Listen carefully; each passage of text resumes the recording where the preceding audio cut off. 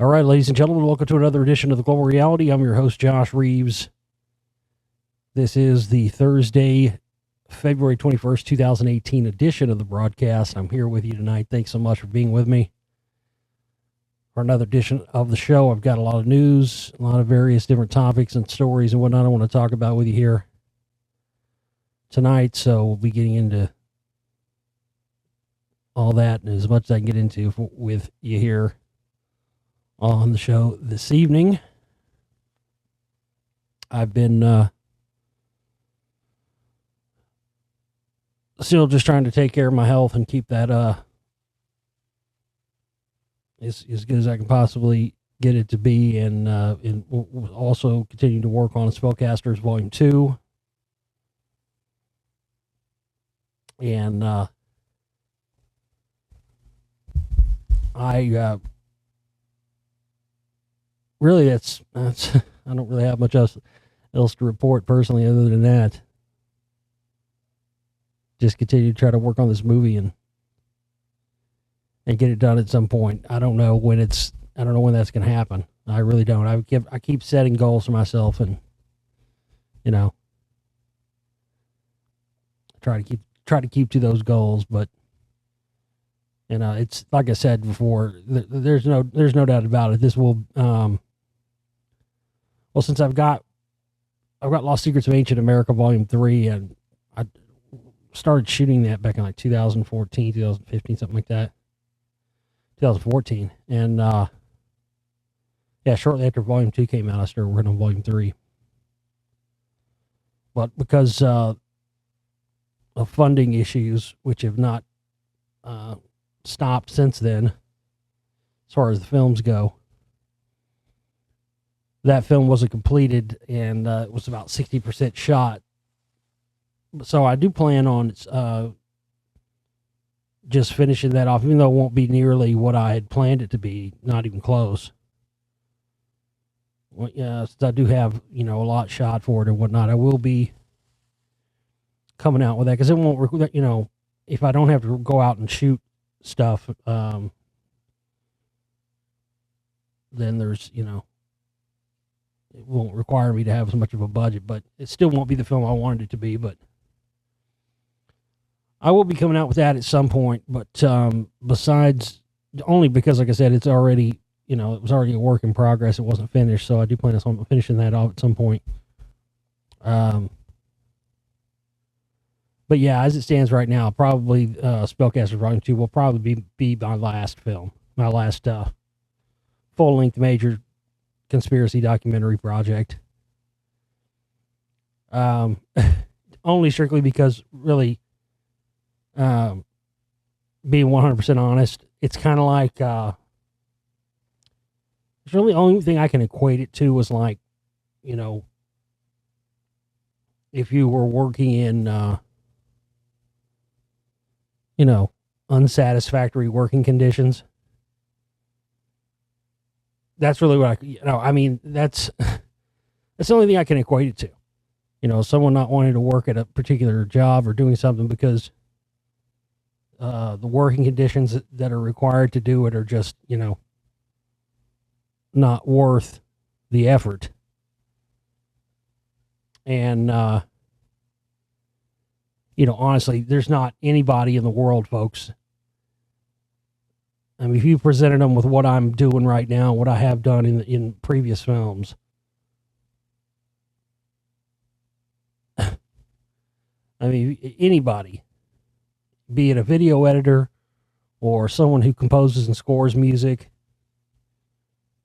all those people, no matter what particular job function it might be, in my particular case, I do all of them, whether it be the video editor or the writer or the visual effects person or the person who does the music or, the researcher or whatever else. Not any of them, not a one of them, would you ever find that would do the work that I have to do for all of those job functions. Not a one of them would do it under these conditions. None of them. Because it's ridiculous. It's just ridiculous. I just refuse to try to make a film like this anymore. Films need budgets, and they have to have budget. You have to have a budget for a film. If you don't have a budget for a film, that's the starting point. If you don't have that, you don't have anything.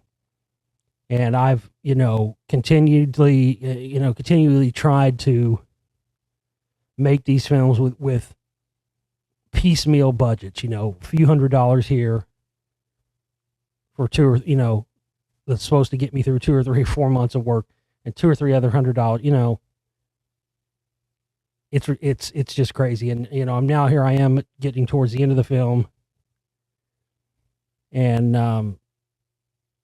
it's almost to this point before I started having all my health issues. And, after having all my health issues, every single resource I had to go to that. Plus trying to stay alive because I couldn't work. I had doctor's orders told not to work, do anything stressful. I mean, I'm just now starting to come back to that. People forget about this kind of stuff so quickly, because they forget that I'm a person and a human being like everybody else. But, it's just ridiculous. The film of the caliber that I'm making in the past 3 or 4 films I've made, from Lost Secrets 1 to Spellcasters 1 to this one, I mean, the quality of all those films, and it's just insane. There's just no, I just refuse to do it anymore. I won't do it under these conditions. It's ridiculous, man. The quality that I'm producing and the information and the way I've put my life on the line for this, and $400 or $500 is, all I need to finish this film off. And I'm having to scrape and scrounge and try to just get that. I mean, that's no way to do this kind of work. And trying to do it a little bit at a time. I got $500 to work with here, so I'll do this amount of work, and have it. That's why the films take so long to make. If I had one big, had one budget to work from and work from that, and boom, that's it, and that's all you have to work with, okay, fine, but it never works that way. So, like I said, I still want to make films,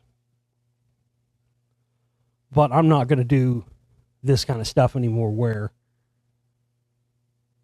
it's just, like I said, it's just not proper working conditions. No one should be expected to do any kind of work, much less this, under these kind of conditions where,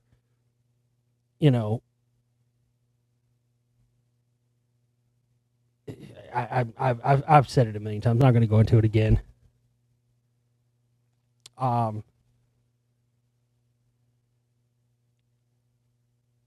It's just that this particular film I'm working on and how it's going to come out. And Spellcasters 1, I mean, and also 1.5, I mean, I've been extremely proud of the last few films I've done, and this one's no exception, but I just won't do this anymore. I mean, I'll be 100% honest with you. This is no bullshit. I haven't felt this way about a film that I've made since probably Lost Secrets of Ancient America Volume 1. And before that, I poured a lot into that film, and a lot of resources went into that film. But I knew from the inception that it was going to be massive. I knew it was going to be. It still is my biggest film I've ever done.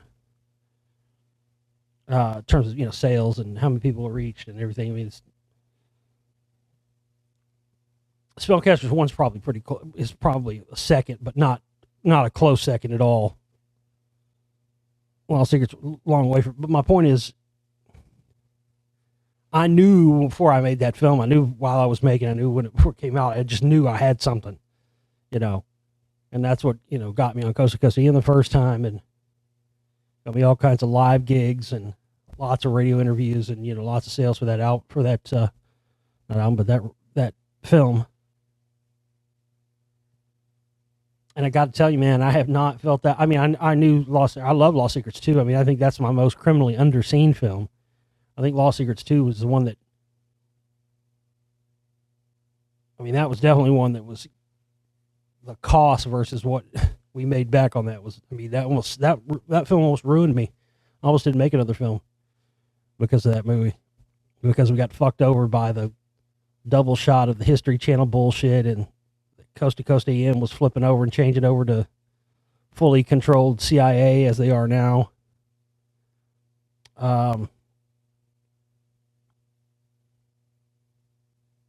But I think this one more than anything else, even more than Lost Secrets 1. And that's why it's so frustrating. And that's why I'm pretty sure I'm not going to make any more films. About 98% positive right now. I just want to do this again.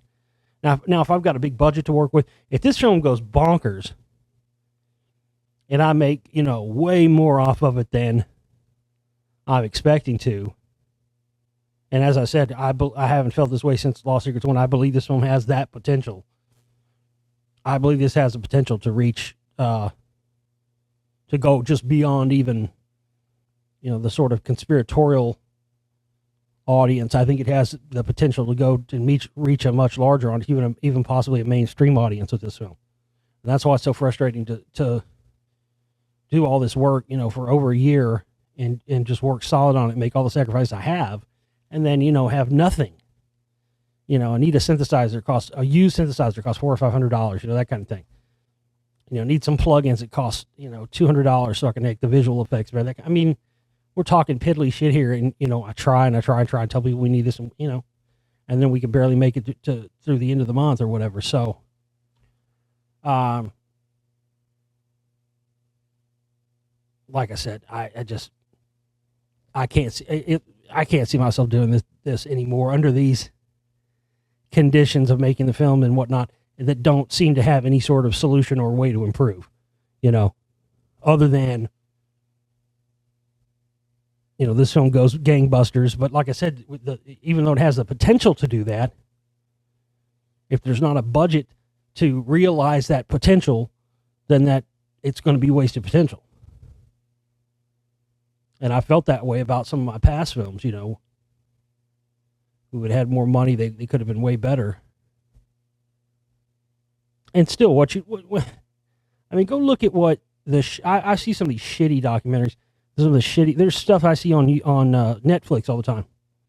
It's pure shit. They're using, and I see people in not only mainstream documentaries on Netflix, but movies, films. And I'm sitting there going, dude, you guys, I can tell they're using the cheap little built-in visual effects plugins that come built into the Apple editing software, the same one that Final Cut Pro, the same one I use. And I sit there and I see, dude, that's the shit I go past that when I go past those effects when I make little videos of YouTube of my show. I use better shit than that, better fonts than that. These guys aren't even going, they're getting millions of dollars and hundreds of $1,000 budgets, $1 million budgets to make these movies, and then spending $1,000 or whatever it is to get, to buy their way into getting them on Netflix. And meanwhile, they're using shit I won't even use. They're using lower grade shit that they got budgets that I could make 10 films off of. It's insane. There are literally visual effects in Spellcasters Volume 1 that are better than stuff you will see on Netflix right now. And that movie came out 2 years ago. It's insane. Almost 2 years ago, a year and a half ago.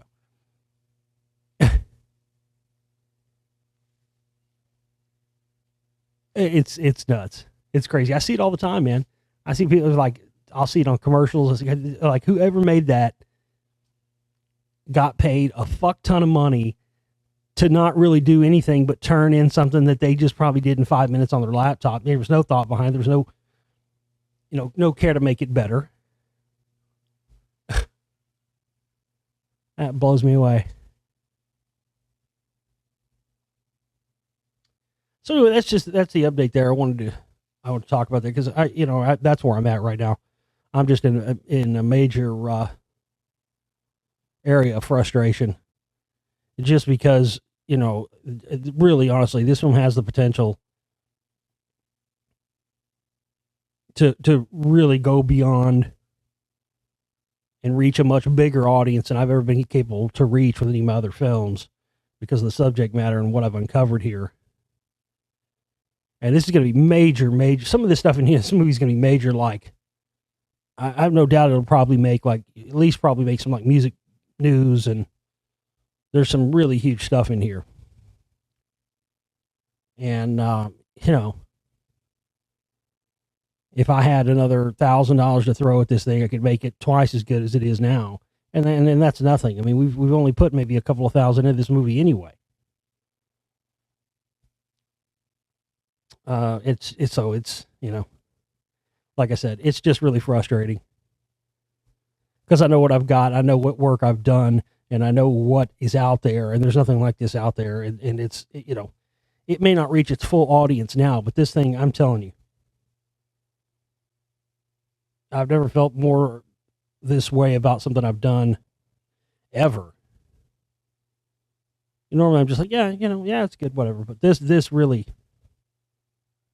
this deserves to have, just a small budget behind it. It just something small. It deserves that at least. It deserves more than that.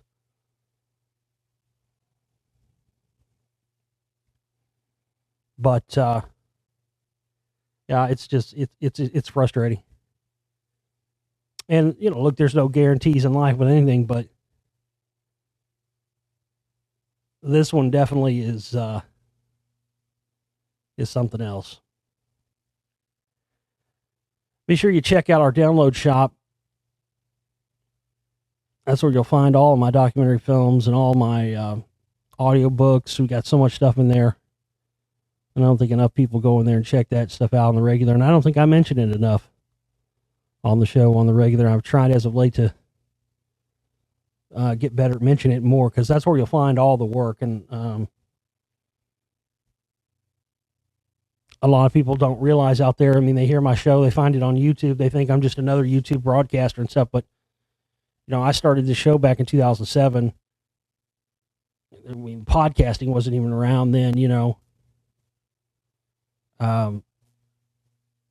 and so I broadcasted my show on Shoutcast streams and stuff for many, many years. And it wasn't until around 2015 that I actually started uploading shows to YouTube. So not everything I've ever done is on YouTube. And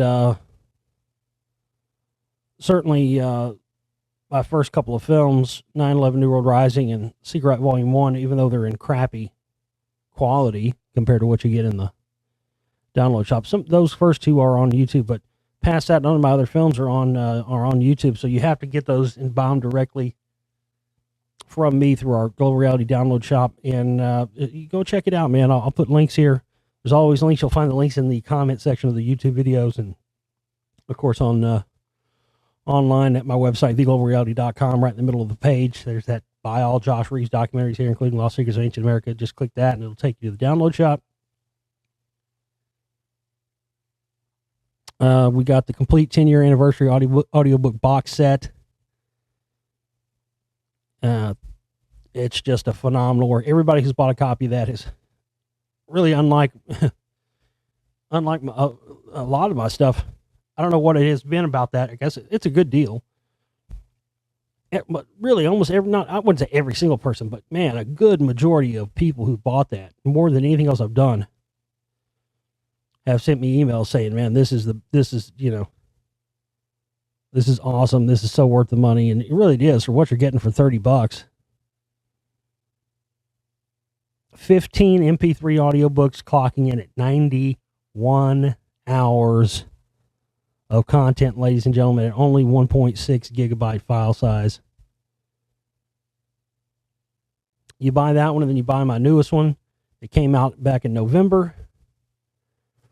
Josh Reeves Reads The Covert War Against Rock by Alex Constantine. You can find that audiobook in the audio download, in the download shop, just audio. All the movies are in there too.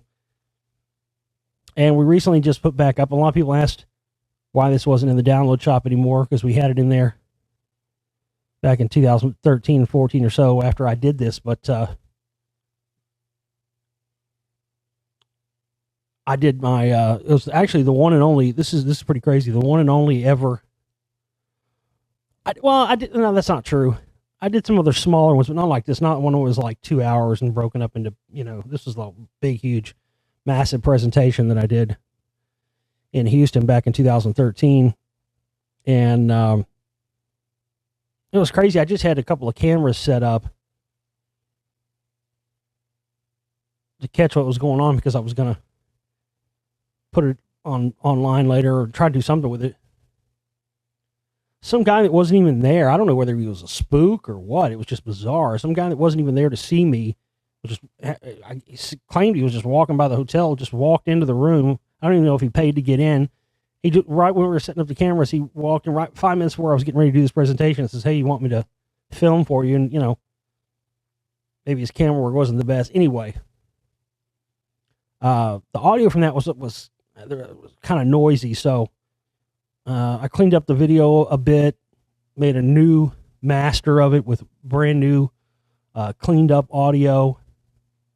So Josh Reeves Live in Houston, The Rockwall and Beyond 2018 HD remaster is now available in the download shop as well, along with all my films, The Spellcaster Volume 1.5, and all the rest. Lost Secrets 1, 2, Secret Right 1 and 2. The Complete Reality of Illusion miniseries I did is in there. The Manly P. Hall 4-pack audiobook set is in there. Secret Messages, complete film series is in there. The 2-part film I made with the David Bowie and the Monolith stuff. Anyway, it's all in there. And please go and visit that. You can also, at my website, theglobalreality.com, you can get a subscription to the archives so that you can get all the shows as soon as they're posted, minutes after they're completed. After Spellcasters 2 is out, we will be putting the majority of the shows in the members archive section and only putting partial shows on YouTube. That will start in the very near future. So if you want to go ahead and get your membership now, say you can get a year membership or 6-month membership or whatever, and you get the shows minutes after they're going up. Not, they don't go up to YouTube for sometimes 7 or 8 hours, sometimes maybe longer after they're recorded. So you can get the shows as soon as they go up. Just go to my website, theglobalreality.com.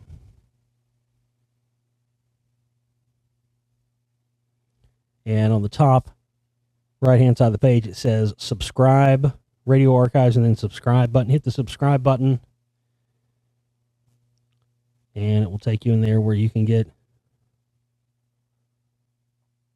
all the various archive access. We offer 1 year access, $80, 6 months, $45, 3 months, $28, and you can get a lifetime membership. It says 12 months, but it actually renews every year automatically. But you can also get a lifetime membership for $500. So if you want to get one of those, get a lifetime membership to our archive access, you don't have to worry whether we start putting partial shows on YouTube or whatever happens. If you get yourself a lifetime membership, you get the guarantee that you will get the show in whatever format it comes in or uploaded to for life by getting your membership. So you select your premium plan there, theglobalreality.com, my website. That's where you do that at. Hit the subscribe button and get yourself a membership. You can also donate through the donate button at my website if you want to use a credit card or debit card or anything like that. And also through our campaign page, which you'll find links here on the video and in the comments, and also at our Facebook pages, the Global Reality Radio Network page and the Josh Reeves Talk Show Host Filmmaker Explorer page. All on Facebook, Fedbook. There you go. All right, I've got a ton of news here. And I also got a ton of crap in my browser that needs to be fucking closed out of. So give me a second here, and I'll get over to the news stories I want to discuss with you here tonight. Some ridiculous stuff. It's always ridiculous, though, isn't it? High school science fair project questioning African-American intelligence sparks outrage. Students, parents, and staff at C.K. McClatchy High School are upset over a science fair project by a student in its elite magnet program. They question whether certain races of people lack the intelligence to handle the program's academically challenging coursework. Some of those outraged by the racially charged project say it points to a larger problem: the lack of ethnic diversity in the school's elite program. The project that started the controversy was entitled Race and IQ. It raised the hypothesis if the average IQ of blacks, Southeast Asians, and Hispanics are lower than the average IQs of non-Hispanic whites and Northeast Asians, then the racial disproportionality in it is justified. The project was put on display with others on Monday afternoon to be judged by a team of community members as part of the 4th annual mini science fair. It was removed Wednesday morning after students, parents, and staff complained. Science fair was open to students and parents. The controversial project also included a bibliography and quotes from 5 books. One, a text from 1904 called The Essential Kafir, that argued South African blacks were intellectually inferior to whites.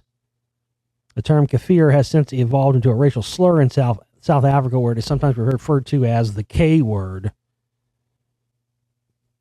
Well, whoever this student is, I'm sorry to have to tell you, you are late to the party. Because all these studies and all this stuff has already been done many years ago by eugenicists and, think tank cronies and the rest of it. I mean,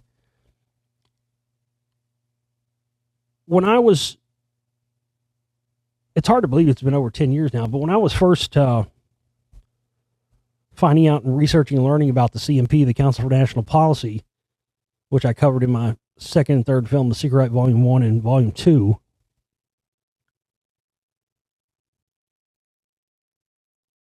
I got to tell you, when I first got onto that information, I first stumbled upon it,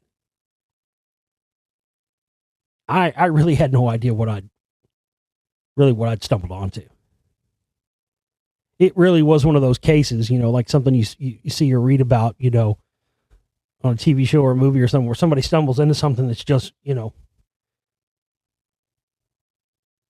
bigger than they can even comprehend. And it hasn't been until the past couple of years, really specifically until I got into the spellcaster's work, that I've started to, now understand and be able to put in words and put the information out there as to what these guys are really up to. Because,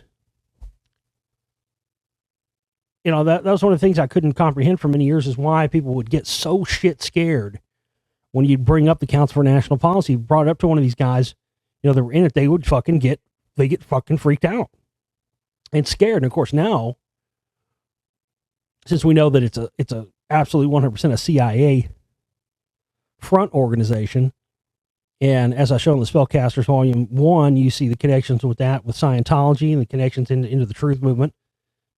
And that's why these people have been so scared about it for so many years. Because they know, as soon as people start to understand and figure out what that group is, that anybody associated with it by proxy is also connected to the CIA. So that's why so many of these, so-called truthers and patriots and all this get so shit scared whenever people would bring it up and mention it and try to downplay it. Is because they know that once that gets unraveled, that's going to expose their whole larger operation. One of the things I discovered is that some of these guys that were connected to the Council for National Policy wrote all these books and all this weird stuff on exactly this subject, the subject of race and IQ, and the correlation between, whether certain races have just naturally higher or lower IQs and the rest of this stuff. And I put a little piece at the end of The Secret Right, Volume 1. I got to tell you, those first 2 or 3 films of mine, I didn't know what the hell I was doing. They were more data dumps. I didn't know how to put the information together, and it was just more like, blah, here it is, and, you figure out what it all means, And so at the end of The Secret Right, Volume 1, I did kind of put a little piece in there. It was like an old news clip and some stuff I'd found, and I really didn't know how it really related to the whole CMP thing, other than some of these guys that wrote books and talked about this particular subject were all, involved with the Council for National Policy, were members and whatnot. Wycliffe Draper is a name I keep remembering. I think he wrote one of those books about race and IQ. And that's when I started to see also some of these connections to white supremacist groups, white nationalist groups, and really didn't know how to connect that until much later. And then, of course, it's all come to the head over the past couple of years now. And now we know why. Because I started seeing that. I remember when I first started calling that out.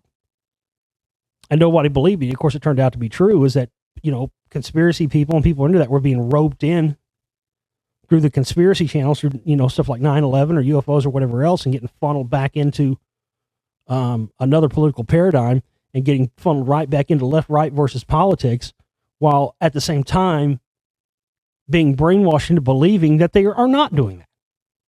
And of course, Alex Jones, the head, been a part of that now with the Trump stuff. But yeah, I mean they're really into that stuff. And one of the other strange and odd things that those Wycliffe Draper and those types believe with the correlation between race and IQs, they also this blew me away. This is fucking hilarious. I've gotten a lot of mileage and laughs off this one. This is no bullshit. I'm not making this up. They honest to God believe this. They also believe that there's a correlation between intelligence and the size of your genitals. So they believe that that people, it doesn't, and they don't believe it's any particular color either. They just believe all the way across the board that there's a correlation between genital size and intelligence. So they believe that this is fucking, I can't even say this with a straight face without cracking up. It's so fucking funny. So they believe that that Africans and African Americans and all the derivations and whatnot, because they're known to have large genitals,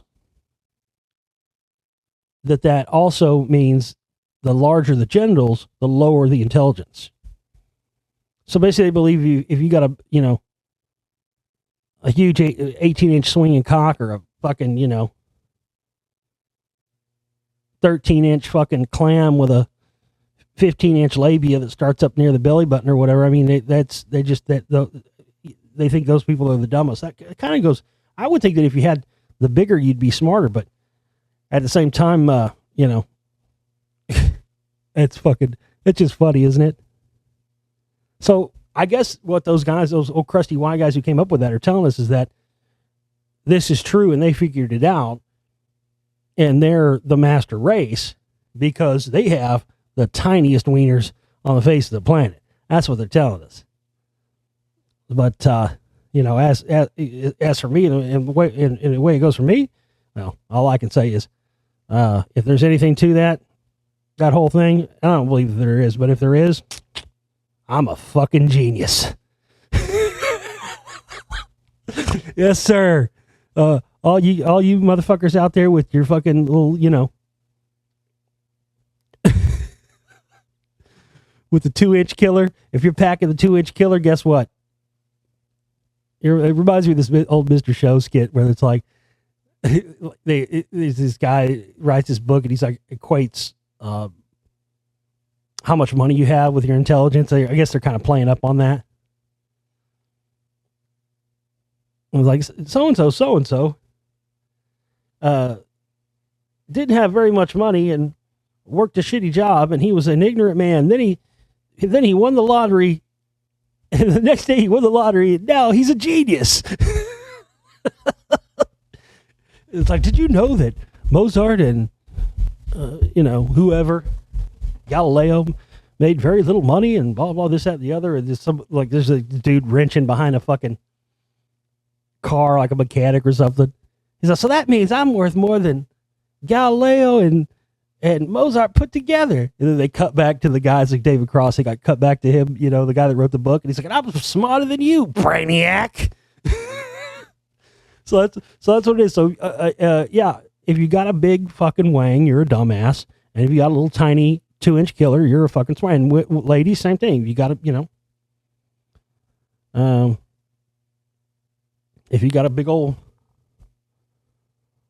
large pie down there, well, you may not be smart, but you got a small one, you're a genius. Hey, don't get mad at me. Don't shoot the messenger here. This is not my belief. I'm just telling you what these fucking guys believe. So yeah, whoever, hate to tell you, whoever came up with that science project,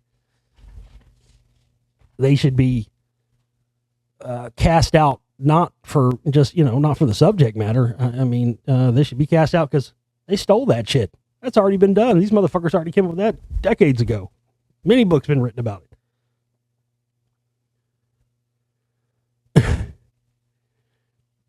I started getting all kinds of messages about this a couple of weeks ago. I didn't respond because I knew it was bullshit, but a lot of people have been asking me about it. Reports started coming out a couple of weeks ago that Tom Cruise is going to be leaving Scientology. And in fact, there were like conspiracy and truth or YouTube channels that erroneously reported that he did leave Scientology. Total bullshit. Listen, if you had been involved in something, let's say you'd been involved in politics for decades, or you worked at the same company for decades, right? And in a very short period of time, you were going to be basically the king, or you were going to be president, or you were going to be CEO. Would you quit right before you were going to be crowned king? I don't fucking think so. And of course, it's come out that that was all bullshit, and he's not fucking leaving anything. He's not leaving Scientology, please. In fact, they're getting ready to fire up their own TV show, and come on.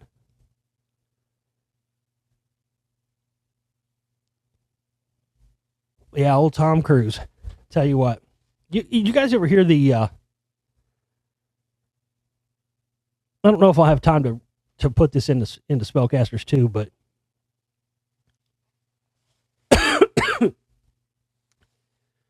when was it that they broke up? 10 years or so ago? It's been almost 10 years, 9 years. I think it was 2009. But back 2009 or so, I think it was. This is back when the band, the White Stripes, broke up. And there was all kinds of rumors going around. Because Jack White and Meg White, they said they were brother and sister, but they really weren't. But they were actually married at one time. And they broke up, and there was just a lot of, a lot of speculation and stuff around it. Meg White herself disappeared off the map for many years. They came back many years later, a few years later, and said, oh, well, she had a nervous breakdown, this and the other. But the story that persists, and it's persisted so much, and it's gone around, and there's been so many people, like verified witnesses to this, people who have talked about this, but they really try to keep it scrubbed. You can find very little information about it online. I think I've talked about it previously on the show, but the story going around the campfire was that Meg White walked in on Jack White and Tom Cruise having butt sex. For real. And she didn't even know Jack White was in any way, shape, or form like that. It freaked her the fuck out. Like, really, really traumatized her. That's why you've never heard from her again. She'd never been in another band. She married, I think she got married to, Fred Sonic Smith and Patti Smith's son, Fred Sonic Smith Jr., I believe. But, of course, as there always is with stuff like that, there's always rumors about people, and, fucking Richard Gere, the gerbil, and, there's always rumors, of course, and stuff that goes around about people that's not true. But I got to tell you, man, after I did some looking into this, the odd thing here's the odd thing about it. And this is what made me think, oh, you know what? I think there might be something to this. And I'll tell you why. It was because if you go back and look, this is insane. If you Google Jack White, Tom Cruise, you'll find these stories. It's very odd. From right around the time right before they broke up, I think from around 2008 or 2009, somewhere in there. for some reason during that time, it was Jack White seemed to have a strange Tom Cruise obsession. Like, he would just randomly bring up Tom Cruise during interviews out of nowhere, out of context, out of, and I found this particular article where he talked about how much he likes Tom Cruise, what a great actor he thinks he is, and how he wants to be, Jack White wants to be in movies with Tom Cruise. And then just a few months after those stories come out, the White Stripes break up, all those stories come out, and then very quickly after that, Jack White all of a sudden gets married very quickly. That marriage, he had a child, that marriage, of course, dissolved very quickly. And then Tom Cruise also had his set-up girlfriend thing happen. His set-up marriage thing happen around that right exact same time. So it's bizarre, man. It's one of those bizarre things where when you look at the news stories, you look at the events that played out right around that short period of time, around that time, it does appear one could easily deduce that this is actually a true story, and that Tom and Jack White both simultaneously got into what appear to be heterosexual relationships, as a cover very quickly after this stuff came out, so that could be squashed very easily. It's very strange, man. But of course, again, it all goes back to that whole, that's why they kept such a tight lid. Everybody's heard the stories about Tom Cruise and John Travolta for years. And, you would think as gay friendly and whatever else you want to call it now that Hollywood has become, there would be no reason why these guys. And not only that, it's not like either one of them are burning down the box office anymore, to the point where if that came out, it would really impact their careers in any negative way at this point. Think about it. So there can only be one reason why they want to keep a tight lid on it, and it's 100% about Scientology. Because it's all hypocrisy. These guys, even Elron did, his own son, he did all, you can't do drugs in Scientology. Elron was on every drug there was. But he had to keep it a secret because, you trying to keep the image of the brainwashing religion Scientology in its place. And that's what these guys' job really is.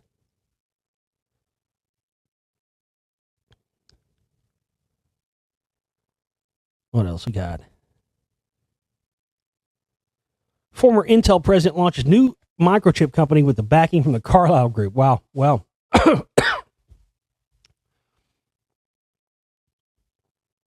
whatever chips those are, don't buy anything with that in it. I mean, the Carlyle Group is again, that's another CIA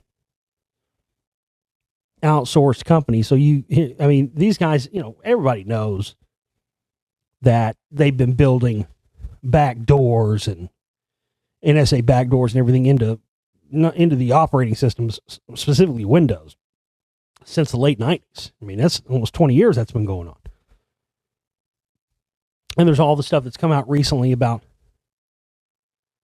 all the flaws with the Intel chips and all that stuff. Because, it used to be that if you bought, you bought a PC or you bought a Mac, Macs used to always have their own processors. Now they all have Intel processors in them too, but supposedly I think Apple is now starting to make and going to be coming out with very soon their own chips again for their own systems, which is good to hear. But these guys have gone beyond just putting in back doors and software. Now they want to have this stuff built into the chips, so no matter what operating system or no matter what software you're running, there's no way around it. So they can get right into not only into your computer, but to control it and use it in cloud computing and the rest of that stuff. So yeah, any Carlyle Group backed computer chip venture is going to be something you don't want to buy.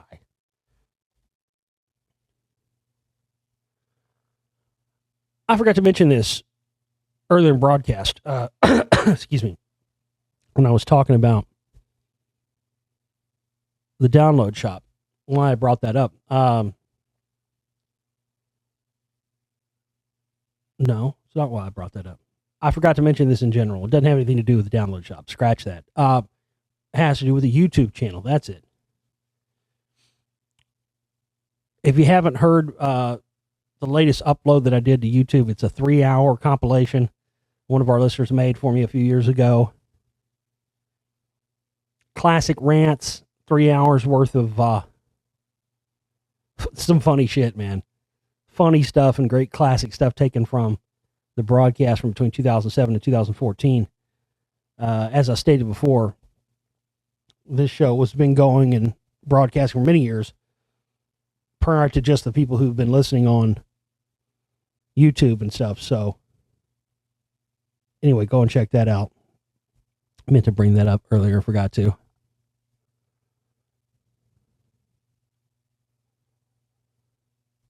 Let's see what we got here.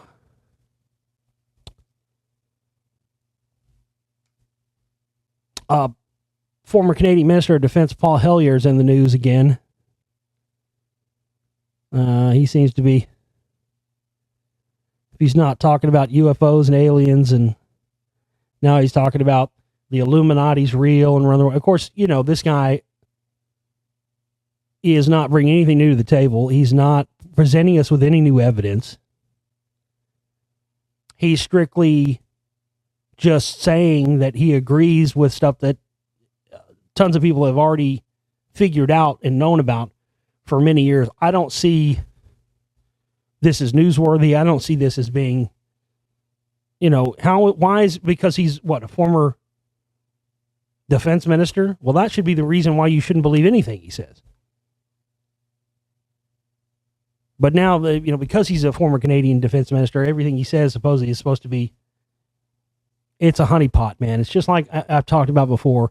It's just like a lot of these school shootings and all this stuff, they're honeypots. Why do you think you don't hear me getting up here and talking about every conspiracies and all the crisis actors and all this stuff?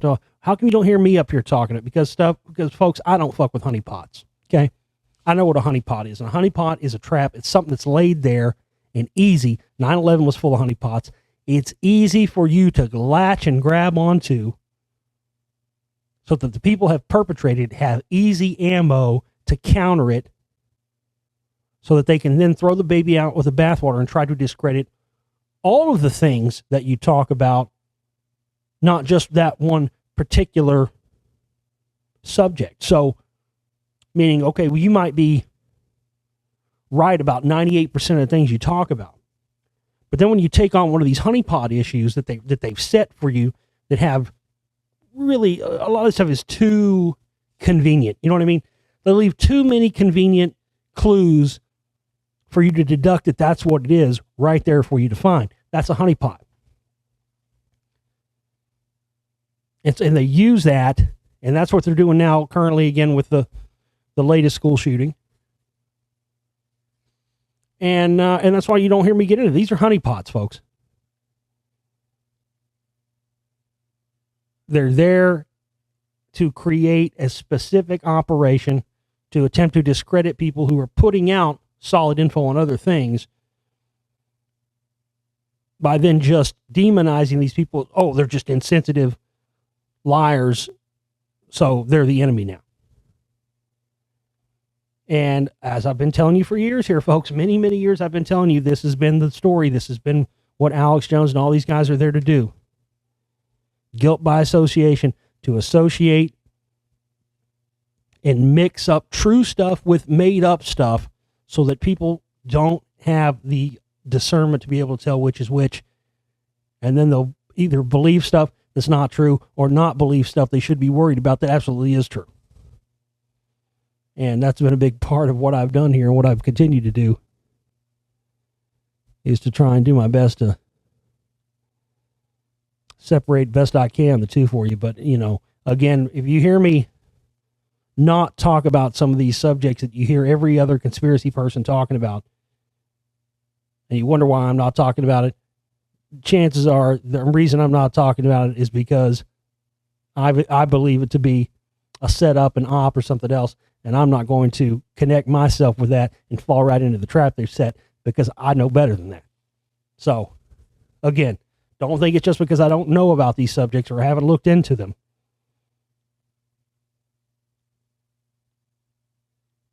Because I do and I have, but again, I also know when I smell a rat and I smell a trap. And a lot more of these subjects have a lot more of that attached to them lately. That's what I can tell you for sure.